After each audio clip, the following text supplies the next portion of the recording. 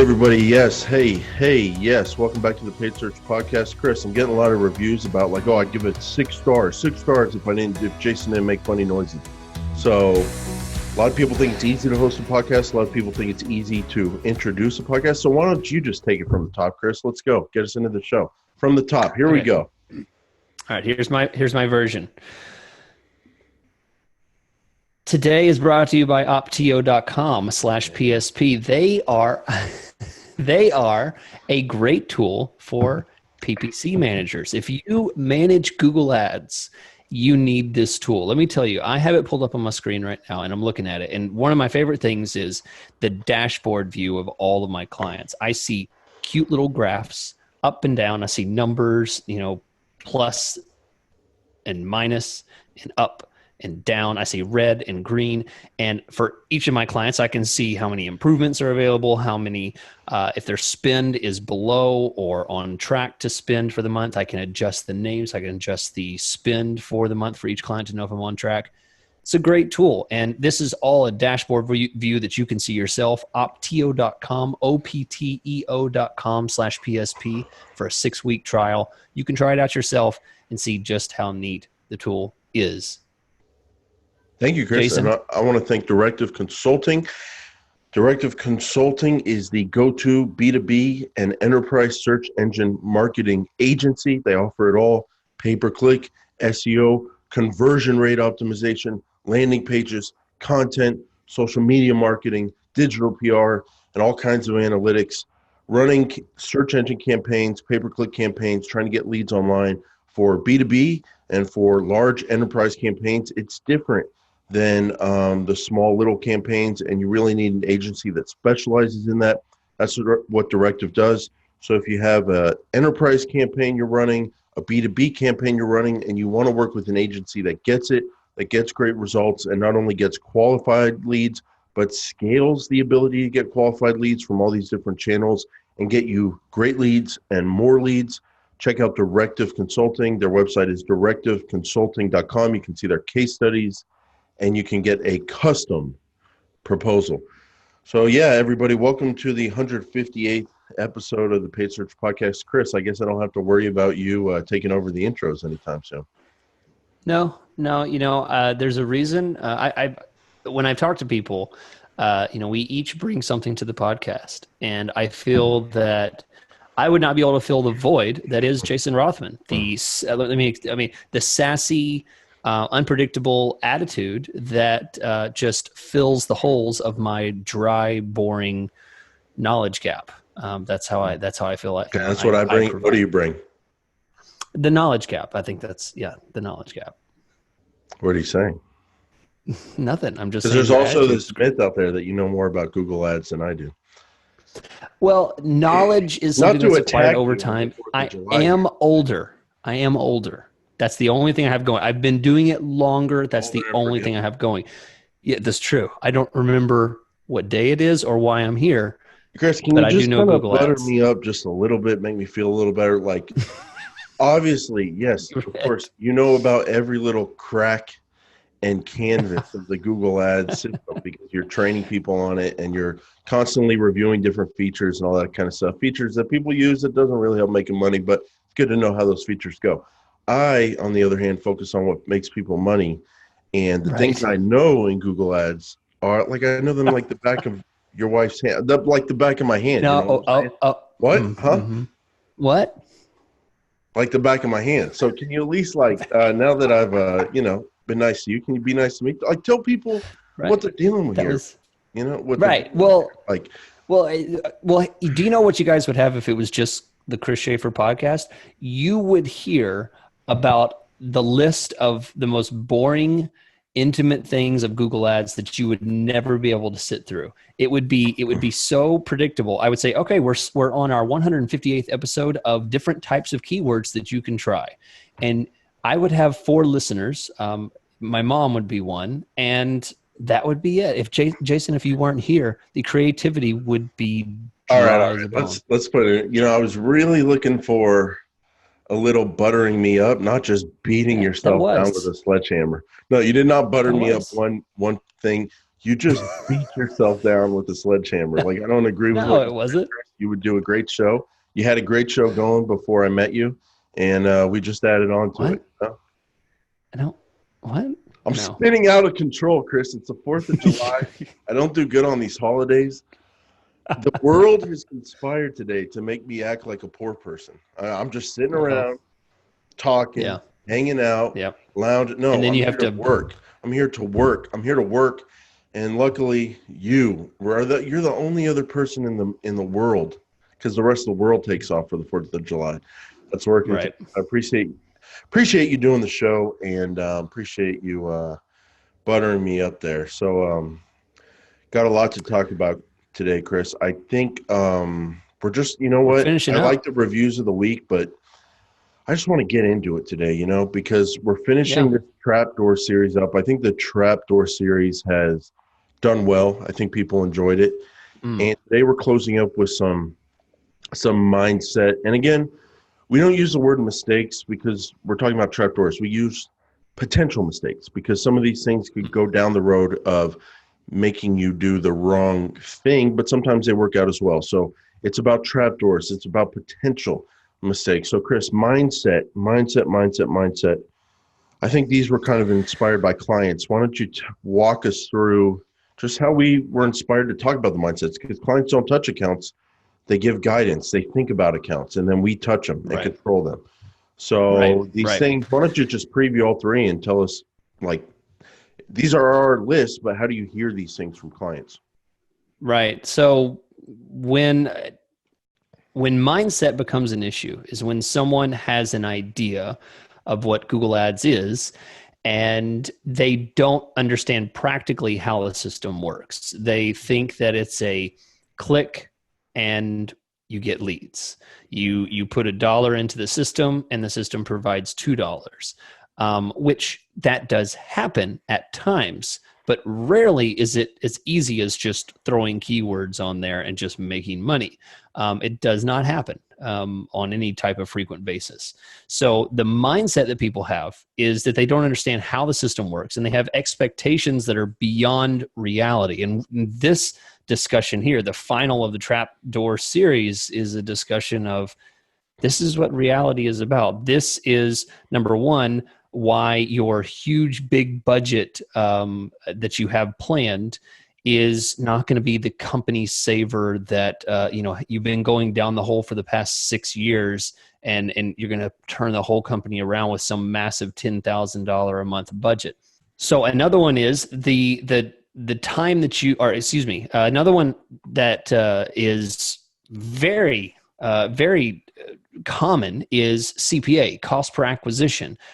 Someone comes in and says, I can afford to get $5 leads because that is some arbitrary number that I've decided is a valuable number for me. Totally impractical. It's just not going to happen. We talked about this on our extra Patreon show where we discussed, getting calls and emails from clients that said, I'm hoping for $5 health insurance leads, car insurance leads. I mean, it's absolutely impractical. This is a trapdoor because you will fail. And then finally, the fact that you think that your AdWords performance is a continuous curve up. You think it'll be a glorious progression up the mountain to absolute success where you're getting 80% conversion rates and you think that it's as long as you continue to stick with it, you'll get better and better results. We're going to bring you down to reality on that one. So let's jump in with the first one. That last one is controversial, and I'm glad we saved it for last. Topic. So, Chris, let's talk about budget. So this mindset one is one I run into all the time, where people want to act like ballers, and they want to bring huge budgets to Google Ads campaigns before they've ever run anything and before they know what's going to work. So, kind of come at this two ways. One is I've had people come to me and then they ask me to recommend a budget, and I recommend a few $1,000s a month because let's just get started. That's what other people in your industry that I manage are advertising with, and let's see how it works. We can always scale it. And the nice thing to remember, you can increase or decrease the Google Ads budget anytime you want. It's a few clicks of a button. But they come to me and they go, oh, a few $1,000s. I don't even think I can do anything with that. I'm not going to be able to do anything with that. And they get discouraged by Google Ads because it is way more cost effective than a lot of other marketing channels. So that's one problem people come at this with mindset in terms of budget. The other one is they work with an AdWords manager who goes, oh, okay, you want to spend $25,000 this month and we don't even know it's going to work? Yeah, Sure. let's do it. Let's do it. Like, no problem. Yeah. Like, screw those paid search podcast guys. Let's do it. And they do it, and then you don't know what's working, and so things go south very quickly. They blow through $25,000, and then they give up on Google Ads. So, Chris, have you run into this issue where people are either put off by a relatively small amount of spend you recommend, or at the same time, have you run into people that want to spend a bunch of money before they or their account manager, you in this case, knows what's going to work well, and they get discouraged by the results a week or two in?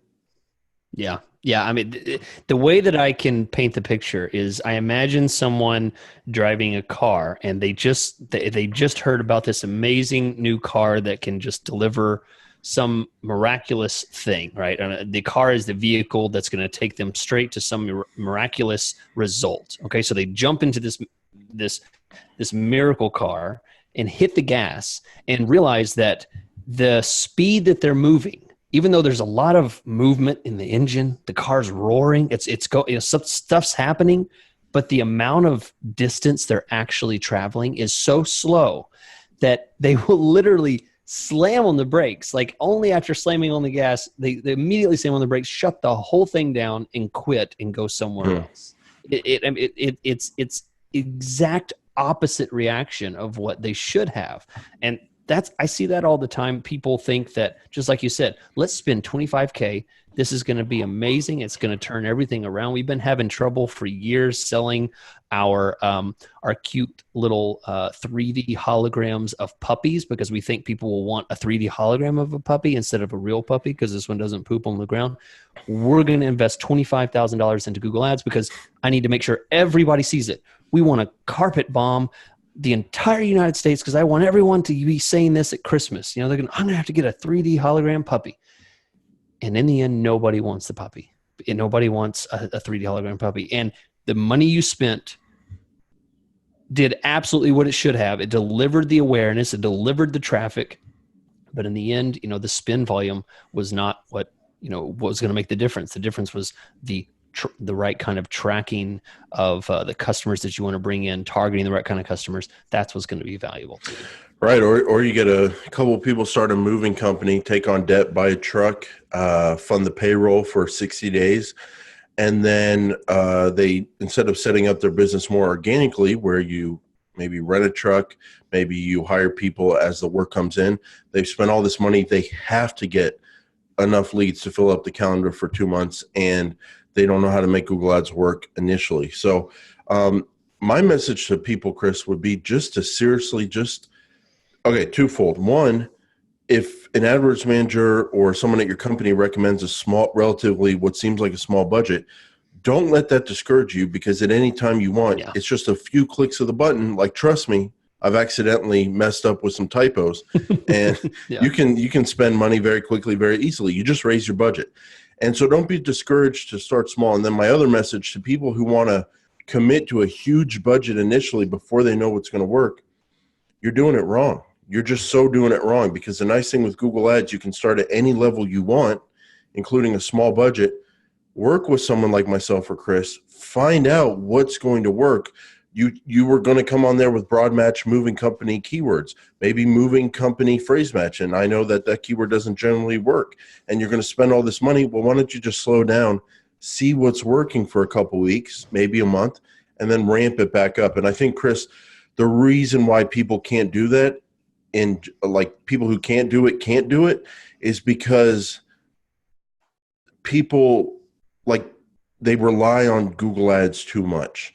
And so that's okay once you prove things are working, but like the best advertisers, including myself for my own business on Google Ads, it's when you don't need Google Ads. It's just like you're going to be fine without it, and you can take the time to experiment and try lots of things, because you're not super, super reliant on it. But then Yeah. if you are super reliant on it and you don't have any other way to get leads, you come on there, it's tempting, you spend a bunch of money, and then you run out of money. Like, that's the worst part about this mistake. You run out of money, and then think about all that opportunity cost. If someone could make Google Ads work, if they took the time to figure it out, they didn't. They blow through all their money, and then for years to come, they don't advertise on Google where they could have gotten all those leads and their competitors do. Huge opportunity cost. So I guess our main message is just like, understand you can expand the budget anytime you want, but just at least early on, take it slow and figure out what's going to work before you actually invest a significant amount of money. You know, If you want good results. I mean, I know this has to be the same question you get, Jason. When a client calls and it's the first time talking to me, they say, what budget would you recommend for me to start with? And we've said it for years on the show. I mean, I know it's my least favorite question because it's a question I can never give a good answer to. You know, how much should I spend? And my answer is always walking them back and saying, consider this, you should spend the amount that you're willing to lose in the first month for failure. Assuming nothing works the way that you want it to, what could you spend and still fail? I mean, it's a really hype up those services, answer. Huh, Chris? I mean, it's true. But here's the thing. I'll tell you, there's two different types of campaigns that I can work with. There's a campaign that's underfunded, and we're just barely squeezing by with, you know, I have $500 and the CPCs are like $5 each. So I can barely afford, you know, a couple clicks a day, versus a campaign that has $5,000 and I'm trying YouTube stuff, display stuff, remarketing, search. I'm trying all kinds of crazy stuff. I would prefer to work with a small squeezed budget because somebody will be very happy with what I can deliver with a small amount and will give me more, rather than someone who gives me a ton at the very beginning and is disappointed with the results that I can get with 5,000 compared to 500. That's where I prefer to work. I prefer to work with smaller, more restrictive campaigns because it forces me into focusing on what's important. The most likely to do well situations. Exactly. Yeah, and then you do well, and then they want to spend more money, and then it's time to experiment. Yeah, but, now we're talking. Yeah, just start small. That's the main message. So next thing is, I mean, when someone's talking about budget and they're talking about how much did I spend, usually the next conversation in their mindset of what they expect to happen is CPAs, and they think, well, I can afford X number of dollars per sale. Okay, first let's go through this comment. X number of dollars. Number one, how did you arrive at that number? Do you have market data to know what the CPC cost is? Are you factoring, what kind of percentage of conversion rate are you factoring in there? Is it 1%? Is it 11%? How realistic is that in your market? And then number three is, I can't track sales for everyone. Let's say this is not an e-commerce company and this is a lead gen company, you know, and this is let's say electrician. I cannot tell you how much it's going to be for you to close that sale because you're still going to go to their house, look at their, you know, electricity issue, and have to ballpark an idea for them, then get the sign off and do the work.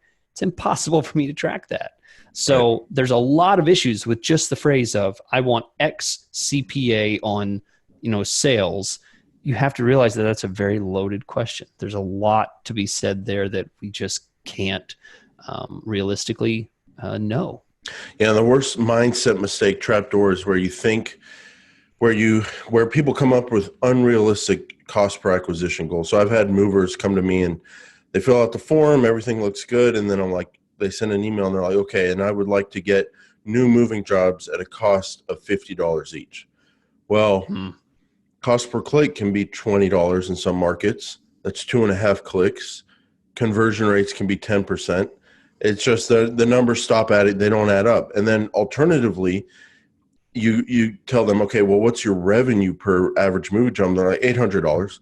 And it's like, oh, so you think your return on ad spend on an acquisition should be 16x, when most people understand that, like, not cost per lead, but cost per acquired customer if you're getting a 4 or 5x return in terms of revenue, you're making money. That's usually what people's goals are. That's a good goal to have. Right. 4 to 5x times your cost per, not conversion, but acquisition from your conversion. So I think it's very simple, Chris. It's just a mindset mistake. So I think instead of coming up with like going into the situation with a CPA goal, you might be so off of where like cost per clicks are and where competitors are willing to bid.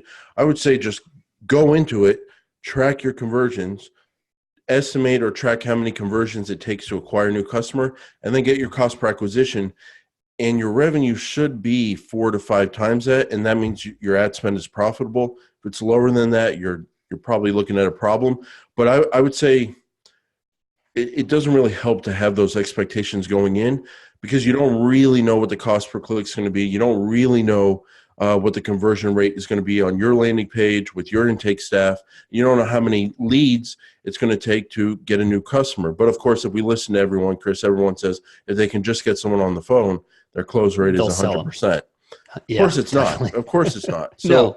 that's what we hear all the time, though. So I would say the biggest like trapdoor is just coming to AdWords with a cost per acquisition goal. Like, it doesn't help because your goals don't matter. Like, what matters is the performance you actually get, and that's partly based on your company, how good your intake is, how good your landing pages are, all that kind of stuff, and also, importantly, what your competitors are willing to bid. And it doesn't matter what some AdWords manager tells you, like, oh, you're a moving company, we can get you clicks for $7, because that's what we get people in Missoula, Montana.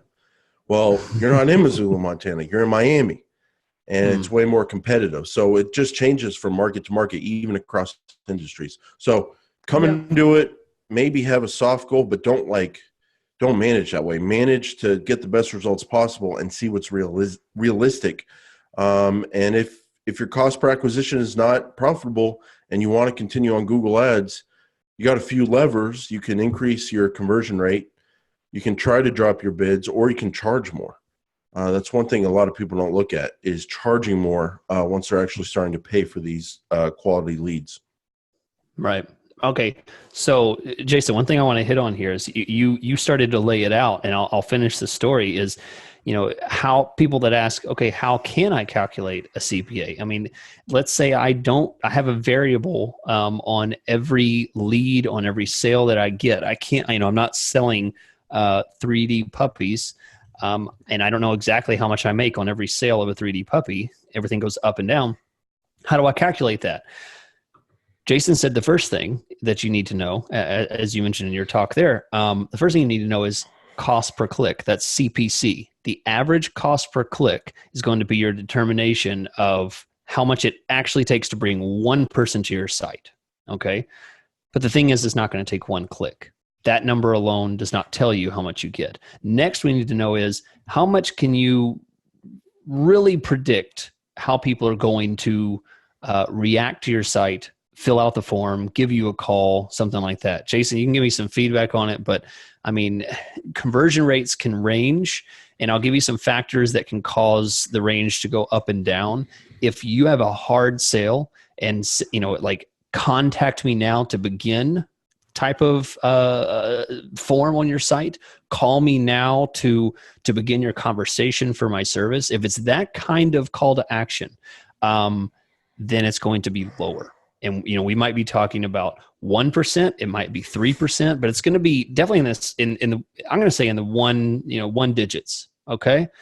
If you have a hard sale. Okay. Now I'm going to say, if you instead have something that is a free trial, free service, 30-day trial, you want, try it for a month kind of thing, it's going to be a higher conversion rate. Or if you're offering someone something for free, like let's say you're a personal injury lawyer and you say, I'm going to get you money. I'm going to get you back money that you're owed. Conversion rates will be significantly higher. So if you're actually offering someone something, then the conversion rates will be higher. In that case, it's not a hard sale. There's nothing that is saying commitment by filling out that form or calling that phone number. So those are the factors. Cost per click and conversion rate is the two numbers that you have to figure out. And in reality, the reason I didn't tell you definite numbers on things like this, I gave you a range, is because, as Jason will say, it's a ballpark for everyone. Yeah, a lot of Way too many it always variables. depends because Chris,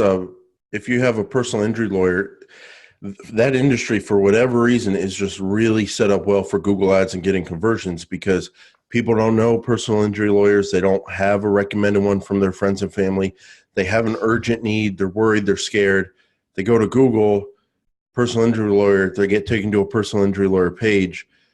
It's exactly what they're looking for, and they don't really have any qualifiers other than, does this look like a reputable law firm? Like, does it look like a Right. lawyer? And if it does, you can get conversion rates of 40, 50% in that industry. Sure. You can.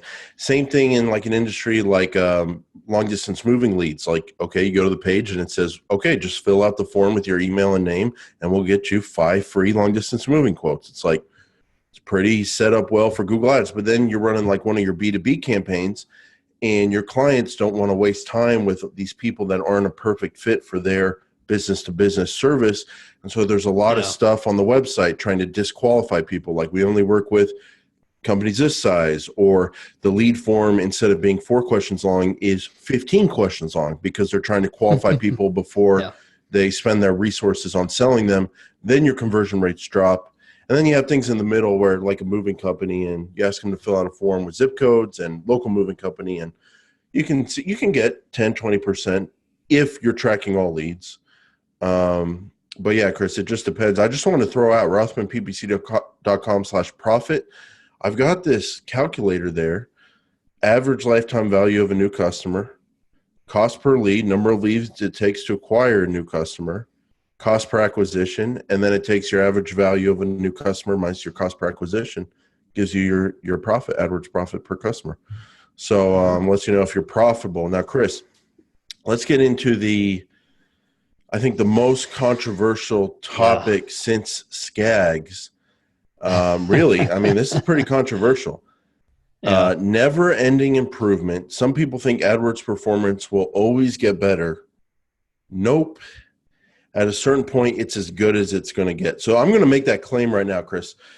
At a certain point, you cannot get your conversion rate any higher. You cannot get your cost per conversion any lower. You cannot get any more leads than possible for the budget. You've already maxed it out. That's my claim. And I'm not saying that's on 100% of my accounts today, but I'm saying that's on a few of them. We're never going to get any better. This is as good as it's going to get. You can work with any person on the planet. They will not do better than this because this is as good as it's going to get. Do you agree with that claim, or do you think AdWords performance can always get better? No, I'm not going to leave you out on a limb. I agree. I agree, barring some specific instances where creativity trumps the curve of what things have normally been doing. Let's say creatively you change something in your pricing, or you change something on your landing page, you change your call to action, you do something that can improve things a little bit more, each time. But I'll tell you, no, say you've done all that. Directly, that's what I was going to say. This falls into the mindset to think that you can continue doing that infinitely. You will make a creative decision that will move things the wrong direction. So I'm kind of qualifying. No, I do not think that things can be improving forever. I do think that even if you reach a plateau, you can make one decision that could move it up, but no, just as but let's say, more than likely, okay, so yeah, there's down. people saying like, oh, there's always things to A/B split test and blah blah blah. So no, let's say you've A/B split test your lead form call to action. Let's say you've A/B split test your AdWords copy, like for the last 52 months, or for the last like 100 months in a row, almost 10 years. And it's not bumping that conversion rate. Some weeks the conversion rate goes up 7%. Some weeks it goes up 45%, but then it comes back down, and then it averages out, and you're not getting it. Like, it's just random differences in data day to day. But really, like over the course of time, let's say you're not making things any better. And the mindset issue here is that the AdWords manager or the professional in-house knows that that 35% conversion rate in this industry is as good as it'll ever get, or maybe it's a 15% conversion rate. And they know that that cost per lead of $100 or that cost per lead of $7, whatever it is as good as it's going to possibly get. And then you have the advertiser whose money it is, who's reading all these blogs and getting remarketed to by all these sharp looking agencies saying, you can do Yeah. better. You can do better. It always gets better. And then you have like BS people out there that are like, we take our clients' accounts seriously. We A/B test everything continually, and we run artificial intelligence, and we're making our artificial intelligence better every week. And so there is no way it can ever get better because we're always getting better. Yeah. Well, yeah, I like to think that too, but I've just seen it too many times, Chris. You get things to a certain point, they're just dialed in, and they're not going to get any better. So when you run into this, when say you have long-term clients who've been with you for 5 years, and for the last 2 of those 5 years, you've delivered the same cost per conversion for their budget every month and basically same amount of leads. What happens in your world? Do you get people that say, hey, great job, Chris, you're making me money every month and keep it up? Do you get people that say, Chris, I want you to get this conversion rate better by 33%, by a third next month, or I'm going to fire you? Do you run into both those clients, and how do you handle it if they're crazy and they think you could just keep getting better and better until your conversion rate is 100% and your cost per lead is a penny?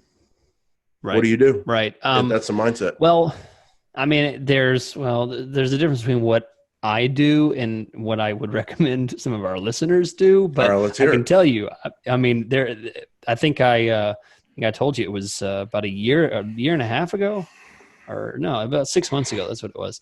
I had a client who had been working with for a while, like a year or more, and was one of those clients that assumed that there should be no static time. I mean, every moment we should be making improvements and seeing the graph tick up. Okay, I can understand making changes and making tweaks, but there's a difference. Sometimes you make those tweaks and changes and you progress the wrong way. Things kind of jump around. It's a hills and valleys type of situation. And I'll tell you what I did was, I mean, there's a point when my tolerance reached its peak. And I think I remember talking about this on the show or something. Maybe it was offline, but I told the client I can no longer provide the service they want and shut off my access to the campaign and left.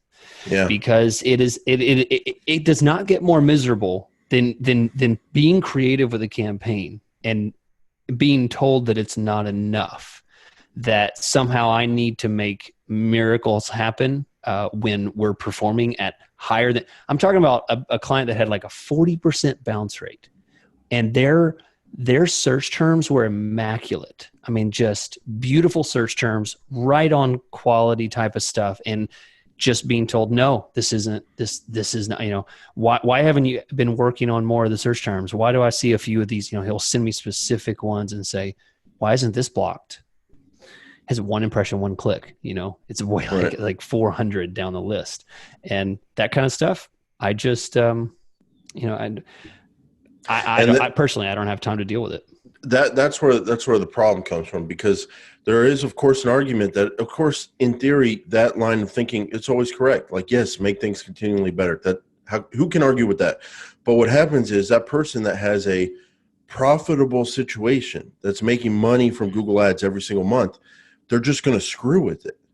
And they're going to over manage it to the point where it becomes either unprofitable or at least way less profitable. So the mindset mistake, thinking that things are never ending improvement and massive jumps in improvement, like you saw the first 6 months of working with Chris Schaefer or myself. You just have to realize that those massive improvements, when you move to a professional, they're not going to continue at that rate over time, because things are going to get dialed in.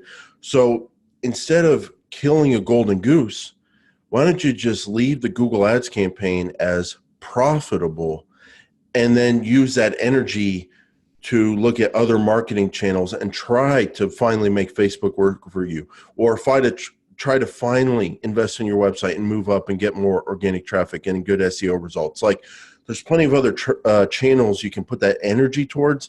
And if you're not doing that and you're just over focusing on like a Google Ads campaign that's pretty much at 99.9% as good as it's going to get, you're missing out on improving other channels, and you really run the risk of messing up something that's working good. And Chris, it's really hard to explain, but we've just seen so many times where like you have something working perfect, and then you totally overhaul the ad copy, and you don't even think it was that big a deal because you only changed description line 1, and then everything just kind of stops working. Or like you thought it was going great, and you were on manual bids, and you changed it to automatic max clicks because the client thought that might improve things even more. Didn't, and then you switch back, and you can never get that same magic space that you were working in. So I'm very hesitant to mess with things that are getting great performance and making people a lot of money, because things could just go south. So I guess the message is, when something's working and working really well for you, just keep doing it until it stops working, basically. Yeah. I like the image that you have there of, put your energy into something else. I think that's an excellent point, because that's exactly what happened is, assuming that the graph continues to go up, continues to get more and more conversions, conversion rate will go up. There is a point. When you don't divert your energy to another project, you could ruin the golden goose. I want to give you a personal example. I've talked about my remarketing results on the show before. And sometimes things are just awesome. Like I'm getting really good cost per conversion, a lot of awareness over this specialty, great time on site, great bounce rate, all that kind of stuff. And I can go down 2 roads. I can either just leave that in place and grow the budget, and it just runs great, and I've made it as good as it can get, basically. And then I take my energy and I go focus on Facebook, and I started running some remarketing campaigns on there. And then I got more leads than I ever had before, because I have a new channel I'm branching out into. And that's good. That's a good use of energy. Or what I do sometimes, Chris, and it's a mistake, I look at that remarketing campaign that's working awesome, and I go, I can make it even better. Let me look at my audience observations. Let me look at my device level settings. Let me look at my ages and demographics. And then I slowly start changing too many things, and then it stops working as well. So that's like a personal example of how I've had campaigns for my own business in a really good state, and I either put time into them trying to make the great even better, which doesn't work, and I screw things up, or I put my time into trying to master another channel and grow my business that way, and that works. And it's just really, you can shoot yourself in the foot. So that's kind of a personal example. Yeah, it's a great topic. I really love that we end with this, the mindset topic, because it's such a big picture, but it's so prevalent across all the clients that I talk to. Yeah. I mean, it happens all the time. I mean, for anyone who's new listening, you might think that me and Jason work together. We have completely separate businesses, yet we have the same experiences on the people we talk to and with the campaigns we manage and the clients that we work with. This is so common that, I mean, hundreds of miles apart, with completely separate campaigns and companies that we're working with, even different industries. We work in a lot of the different industries. We still see the same kind of things. So these mindset things that we talk about are not something we came up with and said, okay, I'm going to say this and you say this. This is so common that we're calling it a trapdoor, because people walk across this all the time, hit that fancy glowing button, and then fall straight through. And most of the time, the problem is, just like I said, you were the one that hit the button. It's in your mind. You're the one that has the CPA that's just not acquirable. The budget that's way overcompensating for a really bad product or bad pricing or a super competitive market that's just not going to work well for you. I mean, these kind of things are very common. So in a minute, it is my week to ask Jason a trivia question, which I have painstakingly come up with. I think I have a pretty good one this month. I'm kind of excited. I love digging into the hidden stuff of Google Ads just to ask Jason some trivial question that he then gets wrong and then laugh at him in public. So before I do that, let me share again our favorite online tool for Google Ads management. If you have a one campaign, 15 campaigns, one client, 15 clients, optio.com/PSP, and you can get a 6-week trial. opteo.com/PSP. 6-week extended trial. This is a special offering for the PSP listeners. That's you, by the way. If you hear this, you can get a 6-week trial. Check it out, opteo.com/PSP. Yep. Thank you, Chris. And for our B2B listeners and our enterprise listeners, I want to strongly encourage you to check out Directive Consulting, directiveconsulting.com. They use all these pay-per-click, SEO, landing page content, social strategies, and they've mastered the B2B and enterprise level campaign to get leads from all these channels. If you're looking for an agency that gets it, that knows how to work with large campaigns, that knows how to work with B2B and enterprise, check out directiveconsulting.com. I recommend you especially check out their case studies. You'll see the companies they work for, big names, and what they did for them, and then how they did it for them. 93% increase in organic leads, 208% increase in pay-per-click conversion rate, 157% increase in organic leads, 21% increase in page views year over year. So they got some great case studies. They've done it for a lot of big businesses, and they can do it for you too. Check out directiveconsulting.com today and get a custom proposal from their website. Okay, Chris, what do you have for me? All right. So I have the question written out, and I'm just going to read it. So here we go. You can read. Jason. Yeah, that's a surprise.